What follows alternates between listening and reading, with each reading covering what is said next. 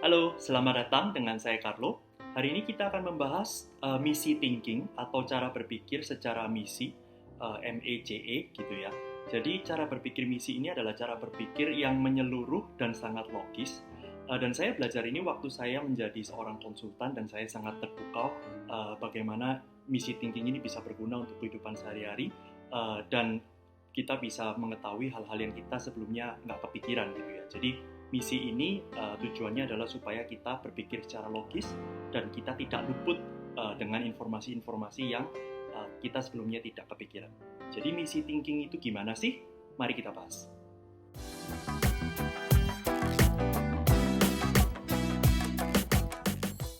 Oke, jadi kita akan sharing mengenai misi thinking. Buat teman-teman yang pertama kali gabung ke channel ini, jadi saya akan berbicara mengenai bisnis konsep dan self-development dalam bahasa Indonesia dengan cara yang casual. Jadi teman-teman mungkin bisa cek channel saya dan bisa lihat video-video lain yang mungkin bisa tertarik dan semoga bermanfaat. Jadi sebenarnya misi thinking ini seperti apa sih? Sekarang kita hidup di dunia yang penuh dengan informasi, kita bisa mudah dapat informasi di mana-mana. Dan seringkali masalah kita itu bukan kita kekurangan informasi, tapi kita terlalu banyak informasi sampai kita tidak bisa mengkategorikan atau menyusun informasi itu dengan cara yang logis, menyeluruh, dan jelas. Jadi misi ini digunakan untuk mengorganisir informasi secara jelas dan menyeluruh tanpa kekurangan suatu apapun. Jadi cara ini dipakai banyak oleh konsultan-konsultan untuk problem solving maupun untuk mencari atau mengorganisir informasi-informasi relevan yang mereka butuhkan. Nah, kalau kita lihat di sini, misi ini terdiri dari 4 letter yang mana kita bisa bagi menjadi 2 grup, ME dan CE. Jadi kalau kita lihat di bagian kiri, ME ini dalam bahasa Inggris mutually exclusive gitu kan. Jadi mutually exclusive ini apa? Artinya satu kategori dengan satu kategori yang lainnya itu eksklusif atau tidak bertumpuan gitu ya. Jadi kalau kita lihat di sini saya berikan contoh mana yang good, mana yang not good. Kalau misalnya mutually exclusive itu berarti kategori A dan kategori B ini benar-benar terpisah dan eksklusif satu sama lain. Jadi kalau teman-teman mungkin waktu SMA belajar mengenai logika gitu ya. Jadi tidak ada B yang A, intinya seperti itu. Dan A tidak ada yang B. Ya, tapi nggak apa-apa, nanti mungkin saya akan berikan contoh supaya lebih gampang. Tapi ini saya akan jelaskan secara konsep dulu ya. Jadi kalau yang ME secara yang nggak baik atau not good itu adalah ketika teman-teman membagi informasi dalam kategori A dan B, tapi ada yang pertumbuhan atau ada yang nggak jelas ini benernya A atau B gitu ya. Jadi ada semacam loophole atau gray area di sini. Ini yang kita sebaiknya hindari. Lalu untuk yang CE atau collectively exhaustive itu artinya semua kategori. Jadi kalau kita punya kategori A, kategori B, kategori C segala macam, kalau bisa A, B, C ini mencakup seluruh dari informasi yang kita punya. Jadi jangan sampai kalau kita lihat di contoh yang not good ini ada bagian yang warna abu-abu atau others ini yang tidak tercakup. Jadi kalau misalnya kita membagi informasi kategori A, kategori B, kategori C, tapi sebenarnya ada informasi-informasi yang tidak tercakup di ketiga kategori itu. Jadi walaupun sudah mutually exclusive atau ABC ini tidak bertumbuhan seperti yang kita lihat di gambar, tapi masih ada informasi yang tidak mencakup. Jadi ini sebaiknya juga kita hindari. Jadi kalau di summarize, kalau disimpulkan, misi ini artinya mutually exclusive, collectively exhaustive. Agak susah dihafal, tapi intinya adalah informasi ini bisa diorganisir dengan jelas dan menyeluruh. Tidak ada yang duplikat dan semua tercakup. Yang pertama di kiri ada contohnya ME atau mutually exclusive. Jadi di sini kalau kita lihat kategorisasi yang bagus, kalau kita punya informasi, contoh kita punya konsumen atau kita punya data-data mengenai penduduk atau orang gitu ya, kita bisa mengkategorikan berdasarkan tahun lahir. Jadi di sini tahun lahir 2001, tahun lahir 2002 gitu kan. Nggak mungkin ada orang yang bisa lahir di 2001 dan 2002 karena hanya bisa milih satu tanggal gitu ya. Ini adalah contoh bagus untuk mutually exclusive, di mana satu grup ini tidak akan pertumbuhan dengan kurikulum. Ini contoh yang kurang bagus untuk ME adalah ketika kita mengkategorisasikan konsumen kita ke dalam bahasa yang mereka bisa omongkan gitu ya. Jadi kategori pertama bisa ngomong bahasa Indo, kategori kedua bisa ngomong bahasa Inggris gitu kan. Benernya secara awal mungkin bagus, tapi benernya banyak juga kan orang-orang yang bisa ngomong bahasa Indonesia dan bisa ngomong bahasa Inggris. Jadi ketika kita lihat contoh di sini gitu kan, ini kurang bagus karena ada kategori ketiga yang sebenarnya tersembunyi di sini. Jadi mungkin untuk ME ini kita bisa bagi menjadi bisa bahasa Indonesia atau bisa bahasa Inggris atau bisa keduanya gitu kan. Ini lebih misi. Lalu kalau kita ke bagian kanan, yang bagian CE atau collectively exhaustive, sekali lagi mungkin kita pakai contoh tahun lahir ya. Jadi contoh yang bagus untuk CE ini adalah ketika kita membagi konsumen kita atau penduduk ini menjadi 3 kategori, lahir sebelum 2002, lahir di tahun 2002, dan lahir setelah tahun 2002. Ini contoh. Nah, kalau kita membaginya menjadi 3 kategori ini, maka seluruh konsumen atau seluruh penduduk akan tercakup di cara kita. Tapi yang kurang bagus adalah ketika kita membagi calon-calon konsumen kita ini ya 2001, 2002, 2003 gitu kan. 3 kategori saja, tapi kita luput untuk mempertimbangkan tahun lahir di bawah 2001 dan tahun lahir di atas 2003 gitu ya. Nah, jadi misi ini kepakainya buat apa sih gitu kan? Ini mungkin secara konsep sebenarnya ini aja, tapi cara pakainya gimana sih gitu kan? Kita bisa memakai dalam beberapa hal ya. Yang pertama itu misalnya kita bikin kuesioner atau kita kasih pilihan ganda segala macam.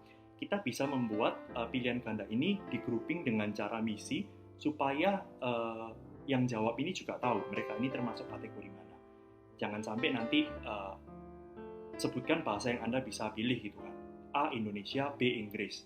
Tapi sebenarnya bisa ngomong dua-duanya. Jadi saya milih yang mana dong? Ini contoh ya. Sekarang coba saya akan berikan contoh bagaimana kita mengaplikasikan cara berpikir misi ini ke salah satu contoh menyelesaikan masalah bisnis yang cukup klasik, yaitu kenapa profit kita menurun.